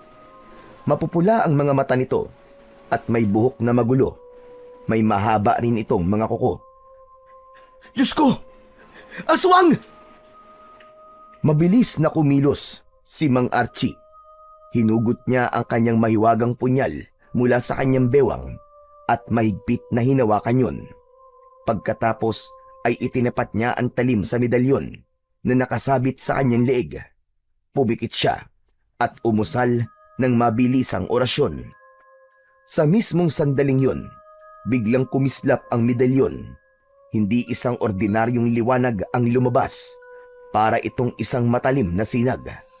Dumaloy ang sinag, papunta sa talim ng punyal at mula roon, ay tumama ito ng diretso sa nilalang na nakadapo sa puno. Kasabay ng pagtama nito, isang nakapangingilabot na sigaw ang pinakawalan ng aswang. Halos mabingi si Benjo at si Mang Archie. Delikado ito. Nagtatawag na siya ng mga kasama. Sige na, Benjo. Umalis ka na. Pero umiling si Benjo kahit nanginginig ang tuhod at pawisan. Dahil sa nervyos ay hindi siya umatras. Hindi, Mang Archie. Sabi ko sa'yo, tutulong ako eh. Mamamatay ka rito, Benjo. Kahit na, tanggap ko yun. Haharapin ko to. Kesa naman sa habang buhay ako nabubuhay sa takot. Lumipad ng mabilis ang nilalang. Pababa, diretsyong sumugod kay Archie. Sa lakas ng hampas ng pakpak nito, napayuko silang pareho. Umalis ka na! Hindi mo to laban! Sige na! Pero tumakbo si Benjo at dinampot ang isang matulis na kahoy sa lupa. Kahit takot na takot, itinutok niya ito sa nilalang na lumilipad. Lalong tila ng gigil ang aswang. Muling lumipad ng paikot-ikot sa itaas na parabang nagmamasid at naghahanap ng tamang pagkakataon. Si Archie naman, kalmado lang at nakatingin sa kalaban. Ang medalyon sa kanyang leg ay patuloy na kumikislap. Bumaba ka dyan, demonyo ka! Maglaban tayong dalawa! Muling nagpakawala ng nakakabinging sigaw ang aswang. Sabay mabilis na lumusob muli. Sa pagkakataong yun, magkasabay na kumilos si Mang Archie at si Benjo. Unang tumama ang hawak na matulis na kahoy ni Benjo. Nasaksak niya ang aswang sa dibdib. Agad na bumulwak ang itim na dugo mula sa sugat at sa bibig ng aswang. Nanlisik ang mga mata nito at pilit pa ring umungol. Subalit, unti-unti itong nanghina. At bago pa tuluyang bumagsak, pumaling ang ulo ng nilalang at bumuka ang bibig nito na parang gustong sumigaw, ngunit puro impit na ungol na lamang ang lumalabas. Sa huli, bumulagta itong nakatihaya. Agad na lumapit si Mang Archie sa halimaw at sinaksak pa ang aswang sa dibdib nito, direkta sa puso. Isang apoy ang biglang lumitaw sa katawan ng kalaban at sinunog siya nito hanggang sa tuluyang naging abo. Teka, Mang Archie. Paano mo yung ginawa? Paano mo nasunog ang aswang? Dahil yun sa medalyon ko. Ito ang tinatawag na medalyon ng San Miguel Arcangel. Ang galing! Pero hindi ba mas magaling ako? Kasi napatay ko ang aswang na yan, maski wala akong ganyan. Sabi ko naman sa'yo eh, kaya kong lumaban. Makakatulong ako. Huwag kang masyadong magmalaki. Hindi pa tapos ang laban. Kung ako sa'yo, umuwi ka na. At huwag ka nang makisali pa. Ngunit muling tumanggi si Benjo. Dahil doon ay biglang hinawakan ni Mang Archie ang bewang ng binata at binitbit ito na parang hayop lang. Walang kahirap-hirap sa kanya ang pagbubuhat sa binata. Mabilis din ang kilos nito at ilang sandali ay nakarating na sila sa bahay ni na Benjo. Ano ba? Bitiwan mo ako! Ano ba? Mang Archie naman eh! Nakakalula ang ginagawa mo eh!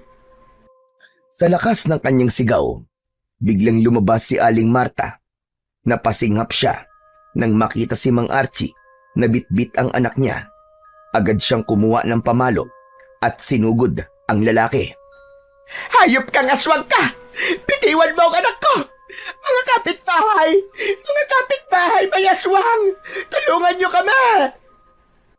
Sunod-sunod ang ginawa niyang pagpalo kay Mang Archie habang pinagmumura ito. Nagsilabasan ang mga tao, dala-dala ang kanilang mga sandata, palakol 2x2 at kahit mga matatalas na itak. Hindi agad nakakilos si Mang Archie dahil sa bilis ng pangyayari. Napilitan siyang bitiwan si Benjo na bumagsak sa lupa. Nang makita ng mga tao, sabay nilang pinagtulungang paluin si Mang Archie. May isa pang biglang sumaksak sa kanyang likod. Pero laking gulat ng lahat nang hindi man lang ito tinablan. Tama na! Ano ba, tigilan nyo na yan! Tama na! Mali kayo ng hinala! Hindi siya ang kalaban natin! Hindi siya ang aswang! Ano ka mo? Ano bang pinagsasasabi mo, Benjo? Naitotoo ang sinasabi ko. Si Mang Archie, isa siyang antingero, isang manunugis. Isa siyang tunay na manunugis ng mga aswang, Nay. Kakampi natin siya, hindi kaaway. Nanlaki ang mga mata ni Aling Marta sa sinabi ng kanyang anak. Hindi siya makapaniwala sa mga narinig. Samantalang ang mga tao ay nagkatinginan, naguguluhan kung paniniwalaan ba nila ang binata o ipagpapatuloy ang kanilang galit. Pero baka naman ikaw ang nagkakamali, anak. Nakita ko bitbit ka niya at walang kahirap-hirap. Tapos, hindi, Nay. Mali kayo. Maling-mali. Maniwala kayo sa akin, Nay. Ako ang nakakita. Totoong may aswang. Pero hindi si Mang Archie. Tila naman napahiya ang mga taong nanakit. Unti-unti silang lumayo. Siya namang pagdating ni Kapitan Iking, pawis na pawis at halata ang nerbiyos sa muka. May aswang sa bukid, mga kasama! May aswang sa bukid! 3 sila nakita ko! Ho? Narinig mo ko, Benjo? May 3 aswang sa bukid, mga kababaryo! Kailangan kong tulong nyo! Hulihin natin ang mga aswang na yun para matapos na ang problema natin dito sa baryo! Napalingon siya kay Mang Archie at agad na lumapit. Archie, tulungan mo kami. Alam kong kaya-kaya mo silang harapin. Nakikiusap ako sa'yo. Tumayo ang lalaki at bahagyang tumango. Kahit masakit ang katawan sa tinamong pambubugbog ng mga tao, ay hindi nito tinanggihan ang panawagan sa kanya ng kaibigang kapitan. Kumilos ang mga tao. Sumama sila sa pagtugis sa mga aswang.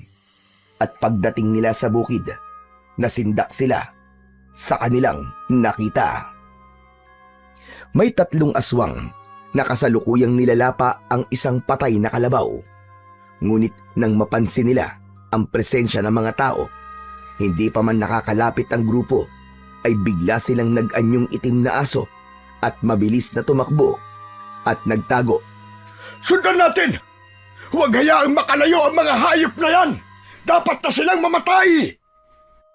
Agad na sumugod si Kapitan Iking at Mang Archie sa direksyong tinahak ng mga nilalang. Tumakbo sila hanggang sa masukal na bahagi ng kabukiran. Ngunit wala na. Hindi na nila naabutan ang mga halimaw. Mariing napasuntok pa sa lupa si Archie. Gigil na gigil ito at napamura ng malakas. Mga bisit na yan! Magagaling talagang magtago! May araw din kayo. Matatapos din ang kasamaan yung mga hayop kayo. Tahimik lang ang mga tao. Ang ilan ay natigilan. Ang iba naman ay napayuko. Saksi sila sa lahat ng nangyari, kung paanong ang estrangherong kanilang kinatatakutan ang nanguna mismo sa pagtugis sa mga halimaw. Kung paanong ipinakita niya na wala siyang ibang hangad kundi protektahan ang baryo laban sa mga aswang. Habang naglalakad sila pabalik ng baryo, makikita ang hiya sa muka ng bawat isa. Ang kanina lang na nag-aakusa sa kanya, hindi na makatingin ng diretso sa lalaki. Ramdam nila ang bigat ng kanilang konsensya. Napagtanto nila na nagkamali sila ng paratang at panghuhusga. Sa kanilang pagbalik sa baryo, dumiretso sila sa barangay hall at doon nagsalita na si Kapitan Iking. Hinarap niya ang mga tao. Ngayon alam nyo na ang totoo. Hindi aswang si Archie. Isa siyang antingerong manunugis. Isang tunay na manunugis ng aswang. Matagal ko na itong alam. Pero hindi ko masabi-sabi sa inyo dahil ayaw niya. Bumalik siya dito hindi para manggulo, kundi para tulungan tayong lahat. Kung wala siya, malamang matagal na tayong napatay ng mga aswang na yon. Lagi niyo siyang nakikita sa gabi. Gumagala dahil nagbabantay siya sa dilim. Pinipigilan ng anumang pag-atake ng mga kalaban. Agad na umugong ang bulungan sa loob. Halatang nagsisisiyan ang mga tao. May ilan sa kanila na napayuko na. Tapos ay tumingin sila kay Aling Marta na pasimuno ng tsismis. Oo na! Oo na, kasalanan ko na! Huwag niyo na akong tignan ng ganyan! Dahan-dahang lumapit si Aling Marta. Nanginginig ang kamay. Naluluwa din ang kanyang mga mata. Archie, patawarin mo ako. Ako ang nanguna sa paninira sa iyo. Tinawag kitang aswang. Pinaratangan ng masama. Tapos sinaktan pa kita. Hindi ko alam. Patawarin mo ko. Nagkamali ako, Archie. Naiintindihan ko. Alam kong takot kayo. Kaya nyo nagawa mga bagay na yun. Pero huwag kayong mag-alala. Wala akong galit sa inyo. Ang mahalaga ngayon, kailangan natin kumilos bago pa sila muling umatake. Napayuko si Aling Marta. Tuluyan ng umagos ang kanyang luha. Ano ang plano natin ngayon, Archie? Kailangan natin silang mabitag, Kapitan. At para magawa ko yun, kailangan silang palabasin sa kanilang mga lungga. Kailangan natin ng pain. At kapag kumagat sila, dun natin sila huhulihin. Ako na lang! Ako na lang ang magiging pain! Nagulat ang lahat. Lumingon sila kay Benjo, lalo na si Aling Marta, na halos matulala sa narinig. Ano ka ba, anak? Huwag mong idadamay ang sarili mo sa gulo na to. Wala kang laban sa mga halimaw na yan. Nay, kaya ko to. Hindi ako basta nagpapadala sa takot. Alam mo ba nakapatay ako ng aswang kanina, Nay? Kasama ko si Mang Archie. Napatay ko yung aswang gamit ang matulis na kahoy. Kaya kong tumulong. Alam ko yun. Ano ka mo? Totoo ba yan, Benjo? Nakapatay ka ng aswang? Oo, Nay. Hindi ko rin nga po inakalang magagawa ko yun pero nagawa ko. Kaya nating lumaban, mga kasama, maniwala kayo. Kaya gawin na natin to. Habang may panahon pa, magtulungan tayong patayin ng mga aswang na yon. Hindi, anak. Hindi ko kayang isugal ang buhay mo. Ikaw na lang ang meron ako. Ikaw lang ang anak ko. Wag, anak. Wag. Huwag ka mag-alala, Marta. Hindi ko siya pababayaan. Kung siya man ang gagamitin natin pain, sisiguraduhin ko na ligtas siya. Pero paano kung di mo siya mailigtas, Archie? Paano kung mangyari sa kanya kinatatakutan ko? Huminga ng malalim si Benjo at hinarap ang kanyang ina. Naihayaan mo na ako, kaya ko to. Hindi na ako bata. Hindi na ako minor de edad. Para hindi makapagdesisyon para sa sarili ko. Ito ang gusto kong gawin, Nay. Hindi lang para sa akin, kundi para sa baryo natin. Kung hindi tayo kikilos ngayon, mas marami pa ang peperwisyoin ng mga aswang na yun. Hindi tayo matatahimik. Umiyak si Aling Marta at napaupo habang hawak ang dibdib. Anak! Anak, wag naman! Lumapit si Benjo at niyakap ang kanyang ina. Nay, magtiwala kayo sa akin, gagawin ko to. Hindi lang dahil anak mo ko, kundi dahil parte ako ng baryong to. Sa huli, wala nang nasabi si Aling Marta. Ang mga tao'y nanahimik. Ramdam ang bigat ng desisyon ni Benjo. Isa itong sakripisyo na hindi basta-basta. Ngunit sa kanyang tapang, unti-unti nilang nakita ang pag-asa na maaaring matapos na ang pananalasa ng mga aswang. Lumipas ang ilang araw, ang baryo ay bumuo ng konkretong plano kung paano nila mahuhuli ang mga aswang.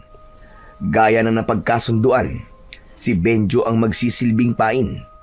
Bagamat mabigat para sa kanyang ina ito, yun lang ang nakikita nilang paraan para mapilitang lumabas ang mga halimaw mula sa kanilang pinagtataguan.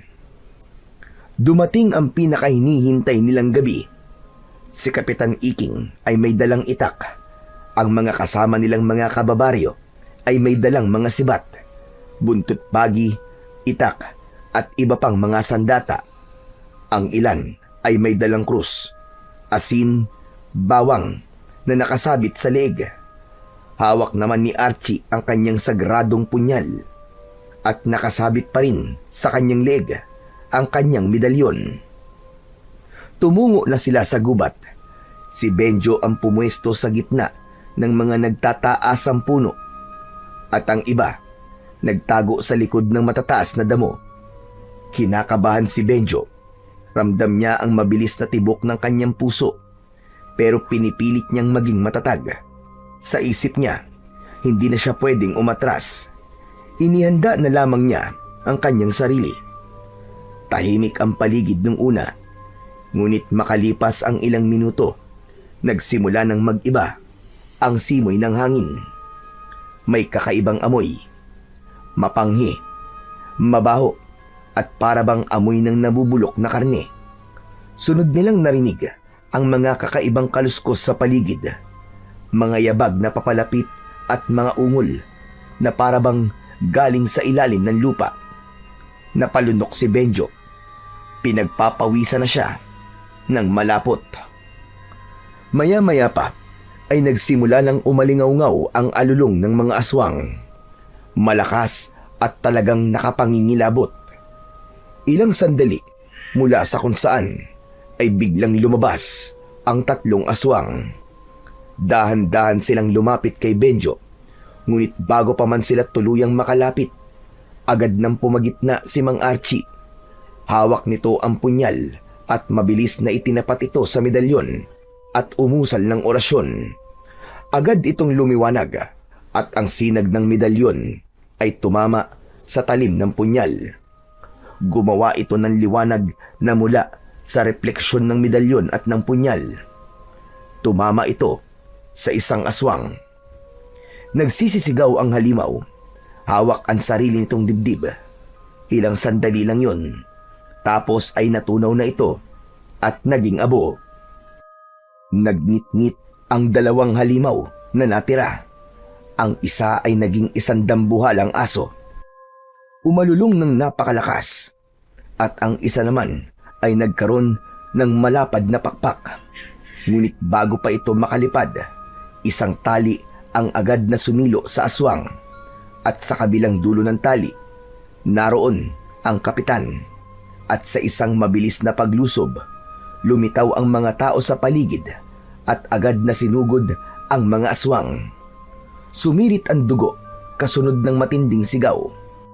At gaya ng una, ilang sandali lang, natunaw ang mga ito at naging abo.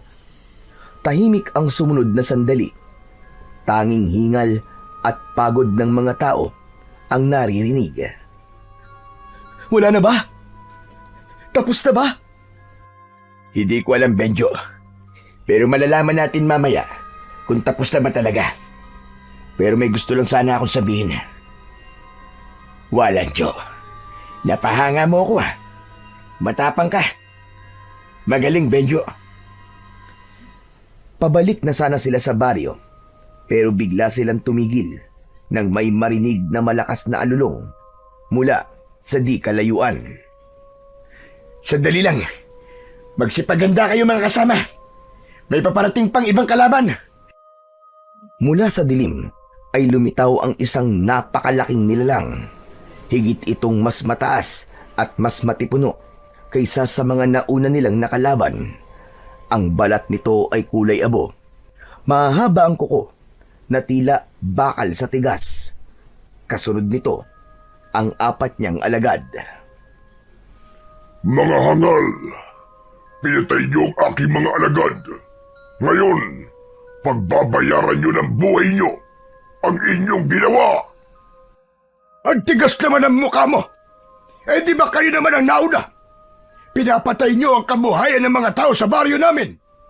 Pinapatay niyo mga hayop namin. Tapos kami pa magbabayad. Naningil lang kami dahil yun ang dapat. At ano ang sisigilin mo, tanda? Kami ang mas nakatataas sa inyo. Wala kayong karapatan na adlangan ang lahi namin.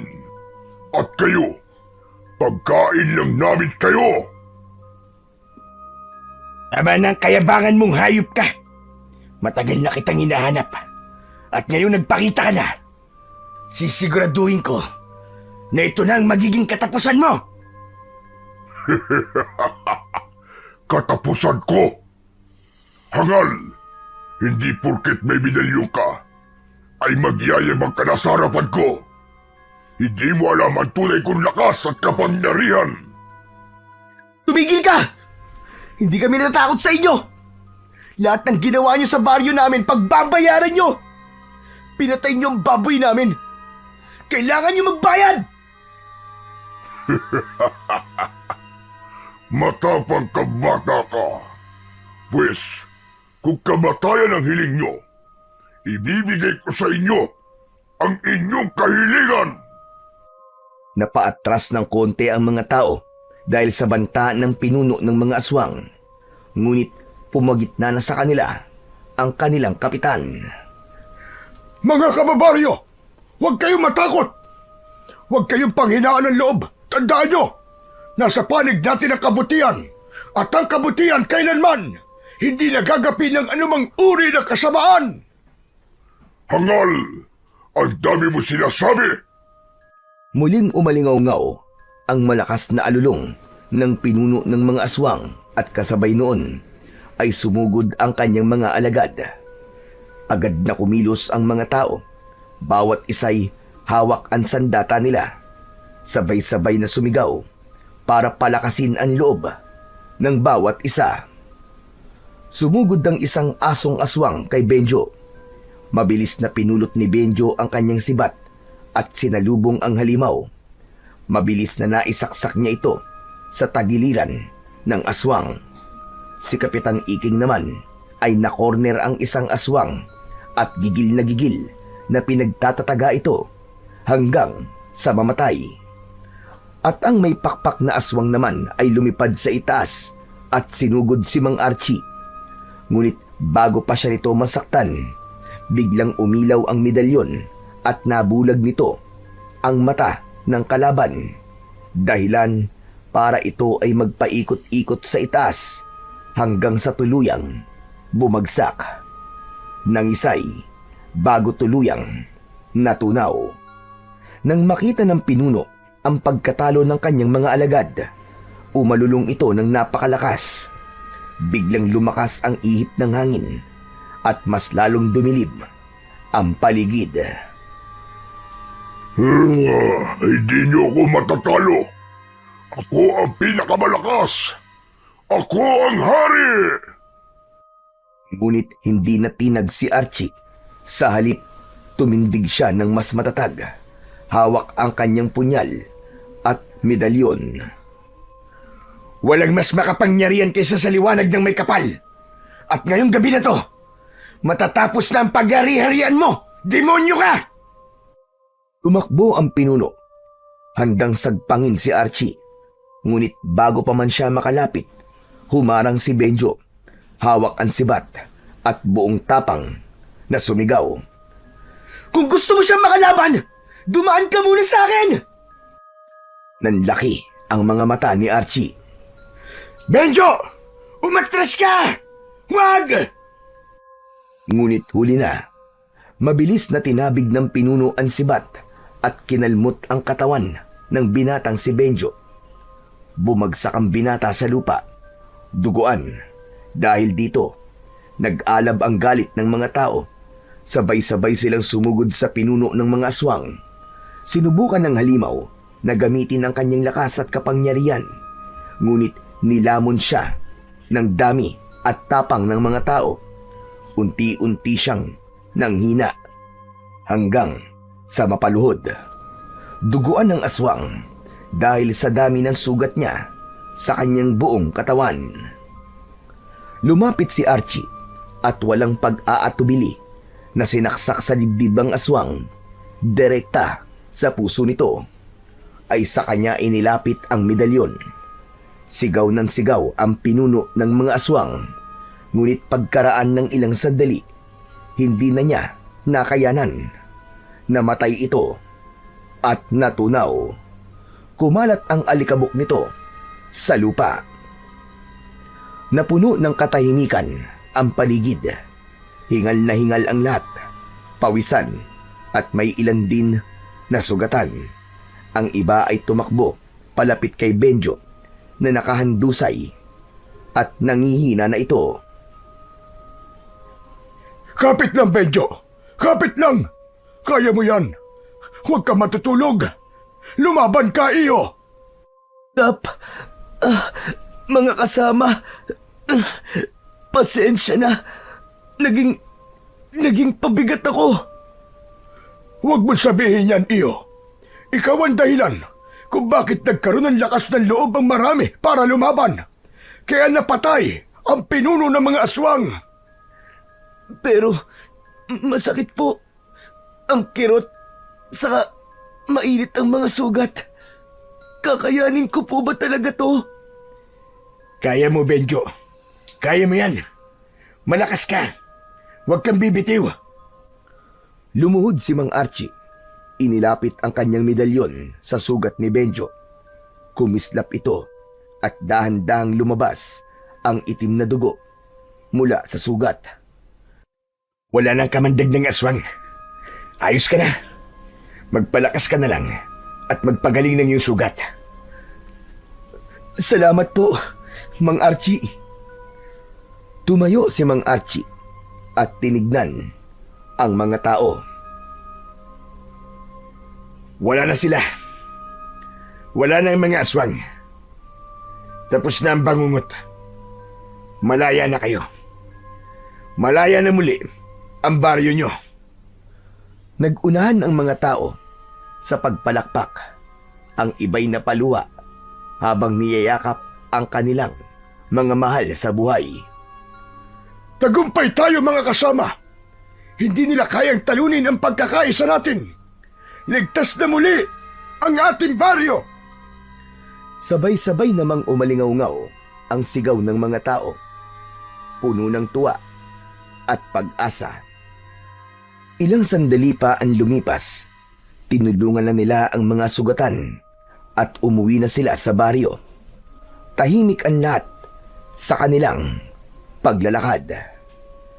Pagdating nila sa baryo, kagad na sinalubong sila ng kanilang mga kababaryo na naiwan at ang kanilang mga mahal sa buhay.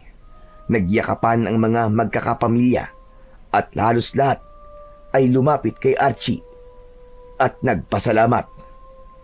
Ngunit sa kabila ng kasiyahan, biglang nagsalita ang lalaki. Bukas, pagsikat ng araw, aalis na ako. Tapos na ang laban ko dito. Nagulat ang lahat sa kanyang sinabi. Mabilis ang naging tugon ng ilan. Pero bakit naman? Kailangan ba talaga? Agad-agad ay umalis ka. Kaya nga naman, pwede ka namang dito na tumira sa baryo namin, Archie. Tama si Nanay, Mang Archie.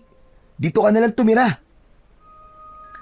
Sandaling natahimik si Mang Archie. Pinagmasdan niya ang muka ng bawat isa.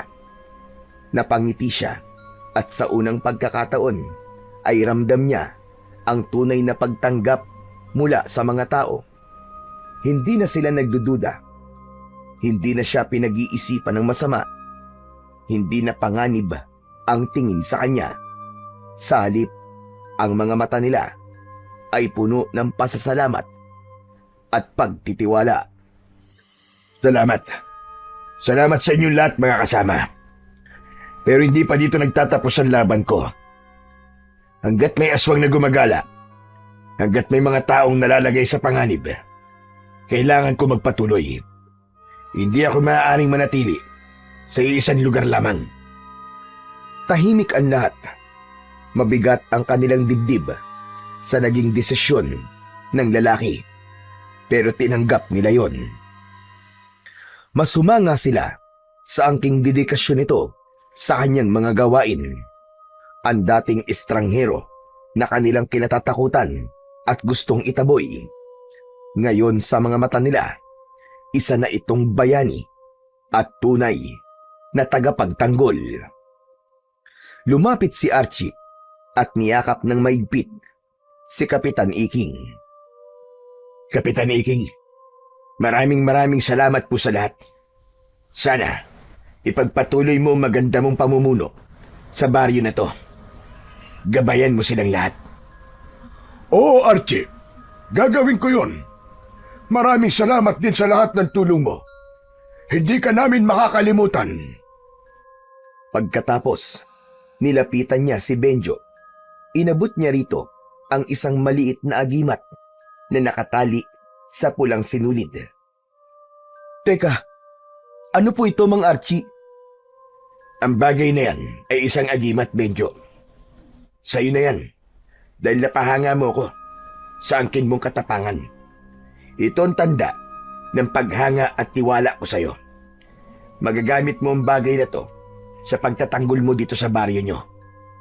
Hindi ko alam kung magkikita pa tayo ulit. Pero sana nga, muli ko kayong makasama. Kayong lahat. Napangiti ang binata habang hawak ang agimat na ibinigay sa kanya ni Mang Archie. Itinapat niya yon sa kanyang dibdib. Salamat po. Promise, hindi ko ay bibiguin, Mang Archie. Gagamitin ko po to para protektahan silang lahat.